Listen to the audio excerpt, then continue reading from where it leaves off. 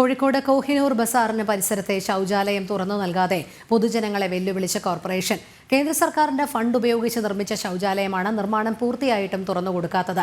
പ്രദേശത്തെത്തുന്ന നൂറുകണക്കിന് സ്ത്രീകളുടെയും കുട്ടികളുടെയും ദുരിതം കാണാതെയാണ് കോർപ്പറേഷന്റെ ഈ മെല്ലെപ്പോക്ക്. കേന്ദ്ര സർക്കാരിന്റെ ഫണ്ട് ഉപയോഗിച്ച് പണിത പൊതു ശൗചാലയമാണിത്. ഏറെ തിരക്കുള്ള പ്രദേശത്ത് ഇങ്ങനെയൊരു ശൗചാലയം എന്നത് പ്രദേശത്തെ ഓട്ടോ തൊഴിലാളികളുടെയും കട ഉടമകളുടെയും കൂടി ആവശ്യമായിരുന്നു. വാട്ടർ ടാങ്ക് അടക്കം എല്ലാ സൗകര്യങ്ങളും ഒരുക്കി പൊതു ശൗചാലയത്തിന്റെ പണി പൂർത്തിയായിട്ട് വർഷങ്ങൾ പിന്നിടുകയാണ്. എന്നാൽ ഇതുവരെ ശൗചാലയം പൊതുജനങ്ങൾക്കായി തുറന്നു കൊടുത്തിട്ടില്ല. ഒരു 3-4 വർഷമെങ്കിലും കഴിഞ്ഞ് എല്ലാ കോർപ്പറേഷന്റെ വെള്ളവും എല്ലാം കിട്ടിയതാണ്.